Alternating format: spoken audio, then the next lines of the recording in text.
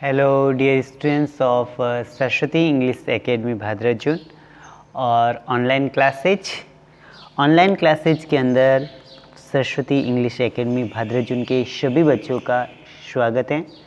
और dear students, आज हम इस वीडियो के अंदर जो डिस्कस करने जा रहे हैं, हमारा जो टॉपिक चल रहा है वो टॉपिक है विराम चिन्ह। कौन सा टॉपिक चल रहा है बच्चों? विराम चिन्ह का प्रयोग कहाँ किया जाता है। इससे पहले हमने आपको बताए पूर्ण विराम। पूर्ण विराम ऐसा होता है जब वाक्य पूरा हो जाता है और उसके पीछे जो विराम चिन्ह होता है उसको बोलते हैं पूर्ण विराम। और वाक्य के अंदर जब थोड़ा सा रुकना हो तो वहाँ पे जब हम लगाते हैं तो उसको बोलते हैं अल्प विराम चिन्ह। अल्प विराम चिन्ह। और आज हम पढ़ेंगे प्रश्नवाचक चिन्ह कैसे होते हैं। ओके बच्चों, ये हैं प्रश्नवाचक चिन्ह।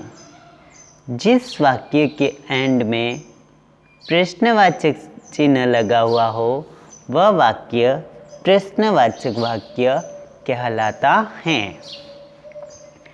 जहाँ प्रश्न पूछा जाए, जहाँ पे प्रश्न पूछा जाए वहाँ प्रश्नवाचक चिन्ह का प्रयोग किया जाता है।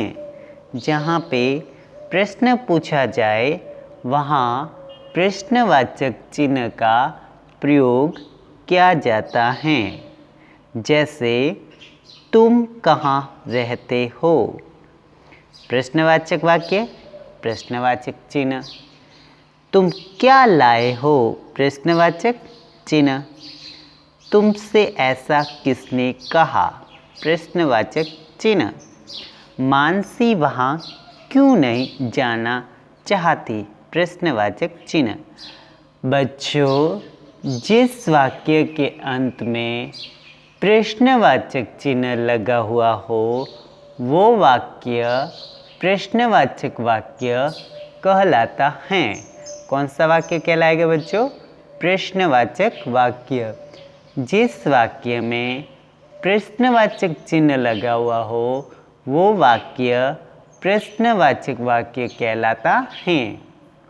ओके, तो हमने सीखा लिखित भाषा में वाक्यों के बीच रुकने के लिए किए गए चिन्ह विराम चिन्ह कहलाते हैं। बच्चों, विराम चिन्ह किसे कहते हैं? तो आपका आंसर क्या होना चाहिए?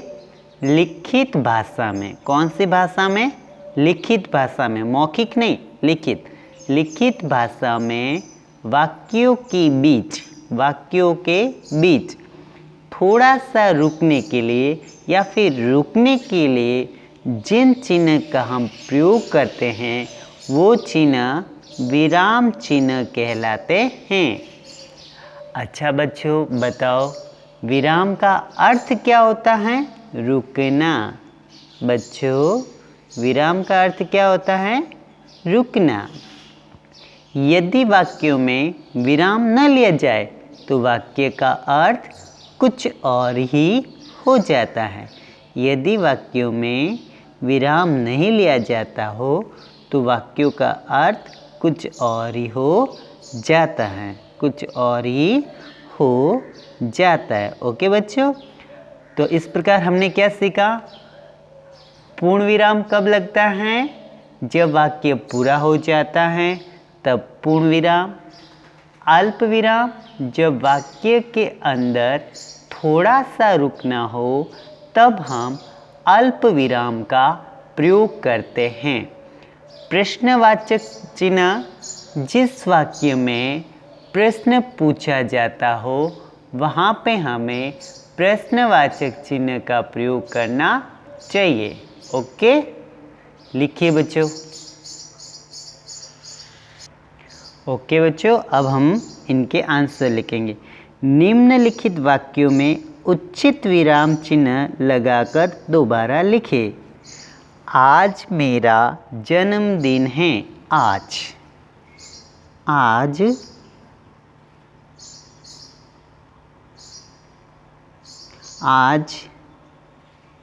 मेरा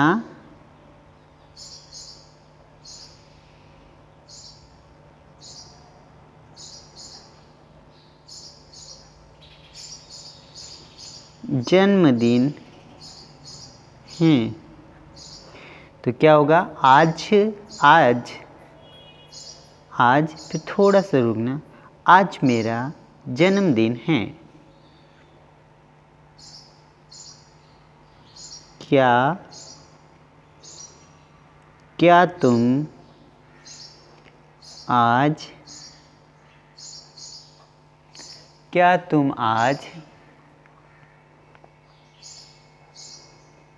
पतंग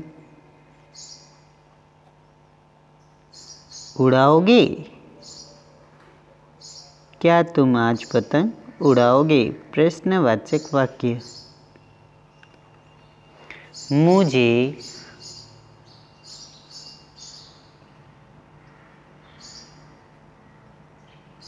आम, थोड़ा सा रुकना, सेब, लीची बहुत पसंद है।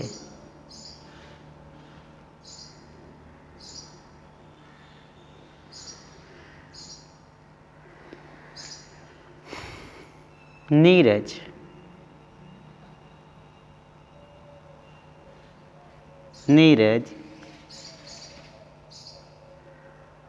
क्या मैं आज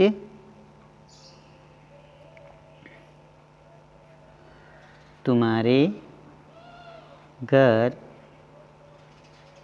चलूं? क्वेश्चंस में प्रश्नवाचक चिन्ह जरूर लगाए। ओके, अब निम्नलिखित विराम चिन्ह के सही नाम पे सही का निशान लगाए। क्या ये अल्प विराम है? नहीं, यह अल्प विराम नहीं है। तो क्या है प्रश्नवाचक चिन्ह है? क्या है अल्प विराम है? नहीं, तो ये प्रश्नवाचक चिन्ह है। यस बच्चों, यह प्रश्नवाचक चिन्ह है। पूर्ण विराम, क्या है पूर्ण विराम है? नहीं, यह अल्प विराम है। ओके, क्या है प्रश्नवाचक चिन्ह? नहीं, यह पूर्ण विराम है। क्या है बच्चों? पूर्ण विराम। ओके, तो आज हमने क्या सीखा बच्चों? आज हमने सीखा जहाँ पे प्रश्न हो उसके पीछे प्रश्नवाचक चिन्ह लगाना है। जब वाक्य पूरा हो जाए उस पे पूर्ण विराम लगाएंगे, और जहाँ थोड़ा सा रुकना हो वहाँ हमें अल्प विराम चिन्ह लगाना चाहिए। क्या लगाना चाहिए बच्चों? अल्प विराम चिन्ह। लिखिए बच्चों अपनी कॉपी में। ओके बच्चों, तो यहाँ पे हमें निम्नलिखित वाक्यों का उचित प्रयोग किया, फिर चिन्ह भी लगाया हमने। जहाँ पे वाक्य पूरा हुआ उस पे पूर्ण विराम, जो वाक्य प्रश्नवाचक था उसके पीछे प्रश्नवाचक चिन्ह, जहाँ थोड़ा सा रुकना था वहाँ हमने अल्प विराम लगाया, फिर पूर्ण विराम, और जिसमें प्रश्न पूछा गया हो उसके पीछे प्रश्नवाचक चिन्ह। ये जो चिन्ह है ये प्रश्नवाचक चिन्ह है, ये जो आपका चिन्ह है ये अल्प विराम है, और यह पूर्ण विराम है। क्या है बच्चों? पूर्ण विराम। लिखिए अपनी कॉपी में और इनको याद कीजिए। तो इस प्रकार से बच्चों विराम का अर्थ क्या होता है? रुकना। क्या होता है? रुकना। पूर्ण विराम, जब वाक्य पूरे हो जाए तब हमें पूर्ण विराम लगाना है। जैसे वर्षा हो रही है, वाक्य पूरा हुआ। पूर्ण विराम लगाया, कल हम खेलने गए थे, वाक्य पूरा हुआ। पूर्ण विराम, यह हमारा घर है, पूर्ण विराम। उसका कुत्ता सफ़ेद रंग का है, पूर्ण विराम। जिसके पीछे पूर्ण विराम लगेगा जहाँ वाक्य पूरा हो जाता है। और अल्प विराम कब लगेगा? जब थोड़ा सा रुकना हो, जब थोड़ा सा रुकना हो, वहाँ अल्प विराम। जैसे आर्यन, रवि और मयंक मेरे प्रिय मित्र हैं। राशि, फिर थोड़ा सा रुका, राकेश और नीति बाजार गए हैं। बच्चों ने मिठाई, खिलौने और पटाखे खरीदे। नहीं, आकांक्षा ऐसा नहीं कह सकती है। नहीं, आकांक्षा ऐसा नहीं कह सकती। तो नहीं, नहीं पे थोड़ा सा हम रुके तो वहाँ पे हमने अल्प विराम चिन्ह लगाया। तो इस प्रकार से बच्चों विराम चिन्ह किसे कहते हैं? लिखित भाषा में वाक्यों के बीच रुकने के लिए जिस चिन्ह का हम प्रयोग करते हैं उन्हें हम क्या बोलते हैं?